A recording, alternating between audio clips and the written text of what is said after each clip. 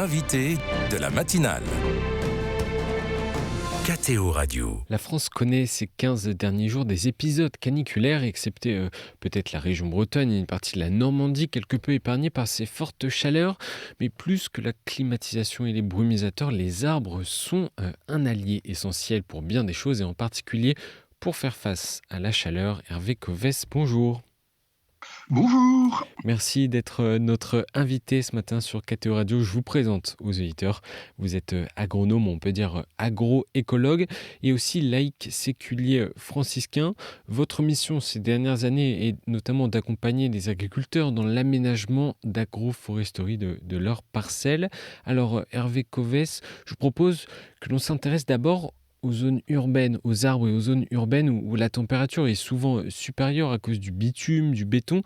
Quel est le rôle des arbres pour réduire la température dans ces zones-là ? Oh, j'ai quelque chose d'important à vous dire. La vie est belle. Et partout où elle le peut, la terre appelle un arbre.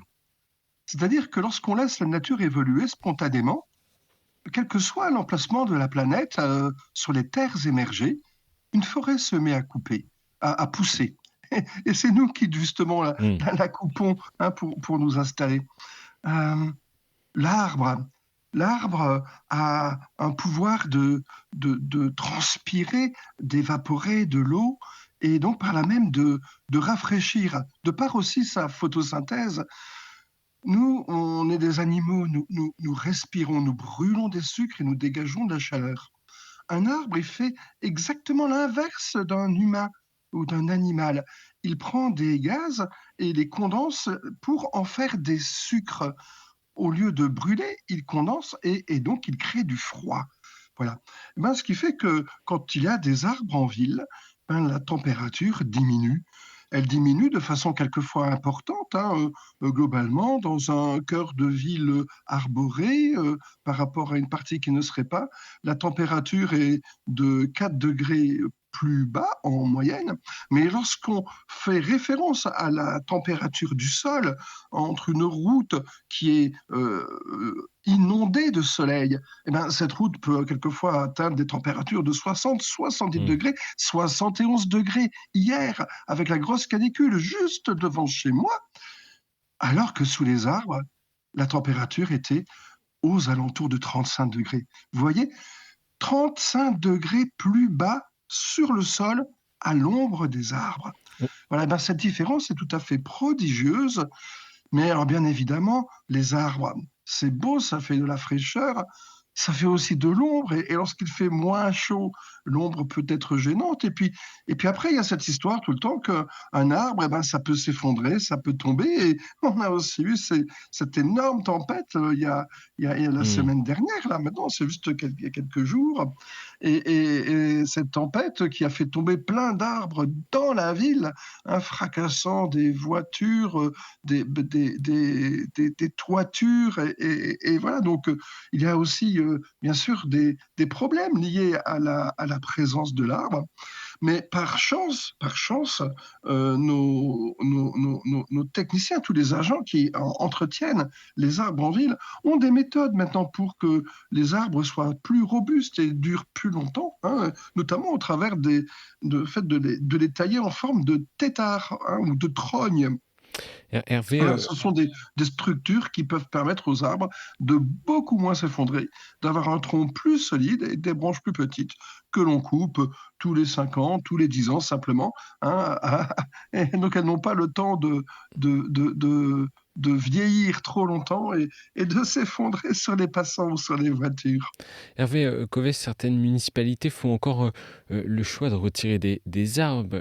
Certaines promettent d'en replanter davantage encore. La coupe d'arbres est-elle compensable par la plantation de nouveaux jeunes arbres ?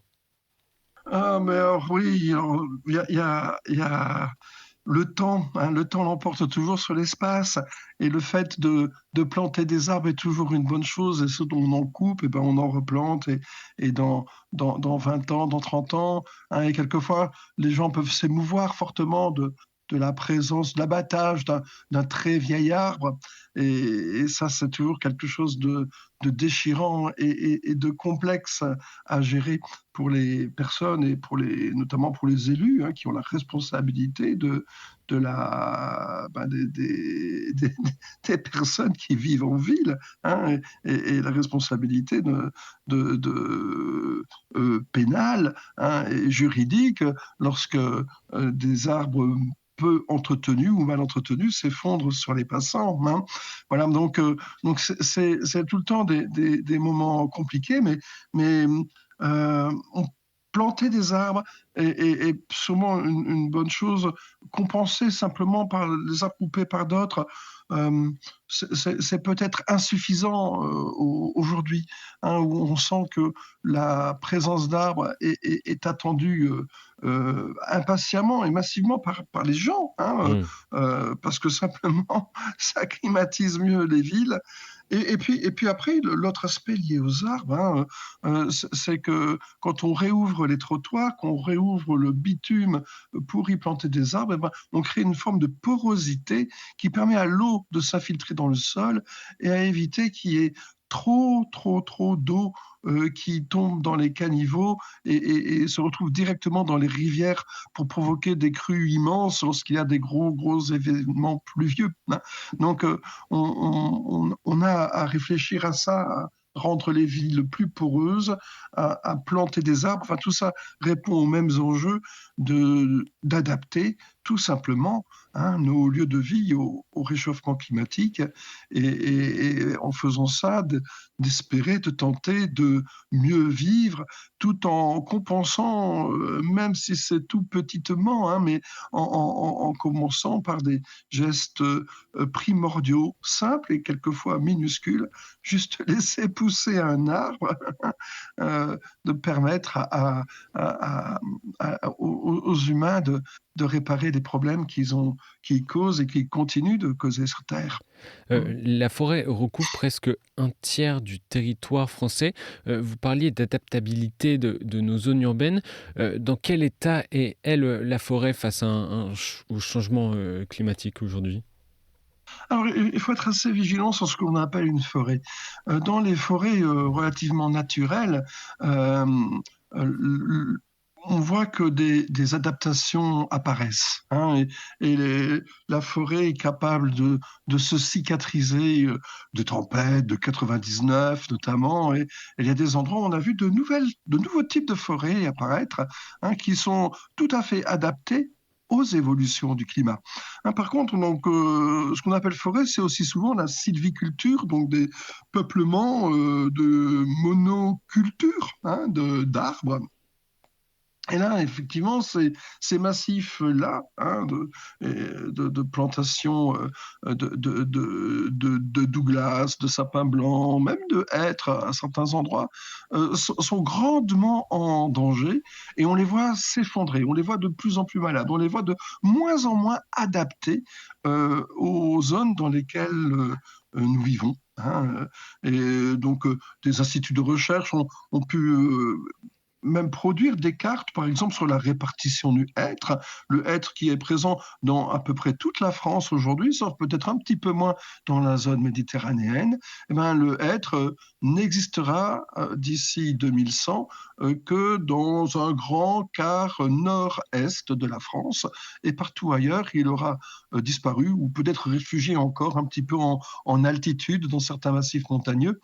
Voilà, donc les forêts vont changer, les forêts vont évoluer, les forêts de hêtres sont en difficulté et vont l'être de plus en plus a priori, hein. Et, par contre, elles vont être remplacées par d'autres types de forêts. Et c'est ce changement qui est quelquefois difficile à accepter, à comprendre ou même à vivre.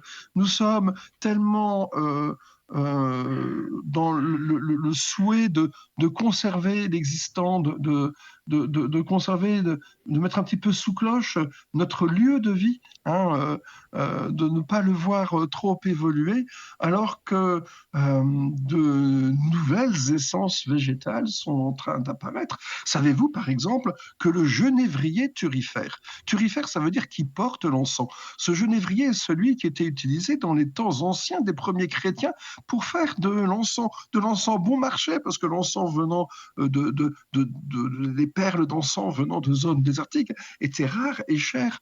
Ce genévrier qui a un bois qui sent merveilleusement bon, ce genévrier-là est en train il vient on va dire d'Espagne, il a franchi les Pyrénées et il est en train de s'implanter dans quasiment toute la France. Les oiseaux disséminent probablement ses graines.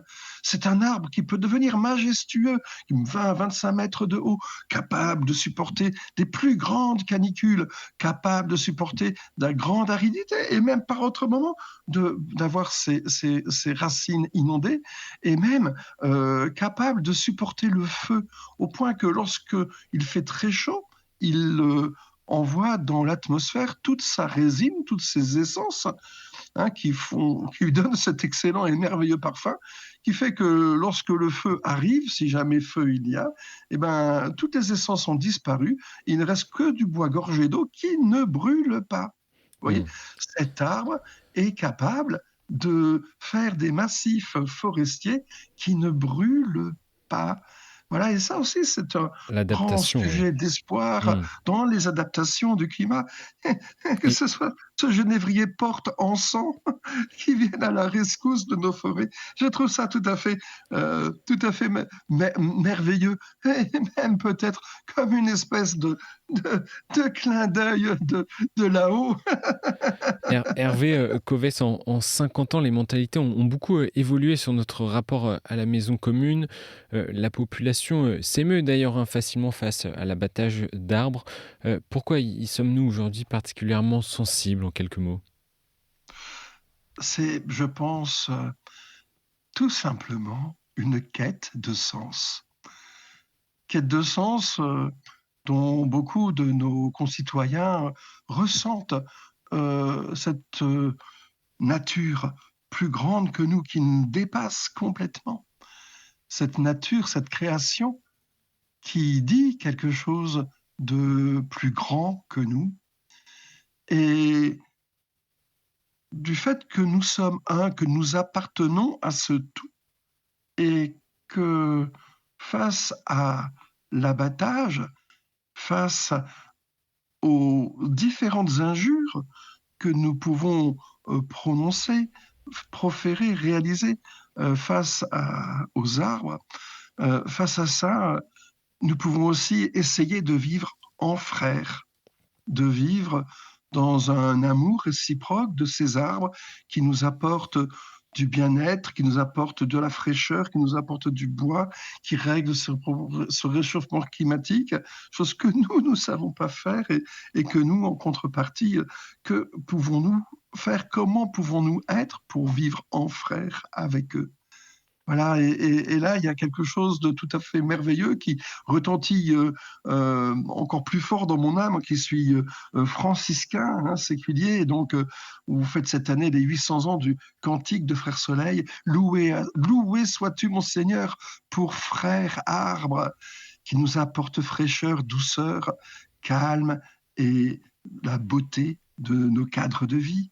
Loué sois-tu, et que dans cette louange, avec mon frère arbre, il y a quelque chose, une voie, un chemin à explorer, hein, que saint François vivait déjà de son temps et que plein d'autres personnes, même sans être franciscains, ressentent comme quelque chose de primordial, de fondamental, peut-être d'universel, dans cet aimons-nous, hein, aimons-nous les uns les autres, et pourquoi pas aussi avec frère arbre. Merci La Hervé. vie est belle.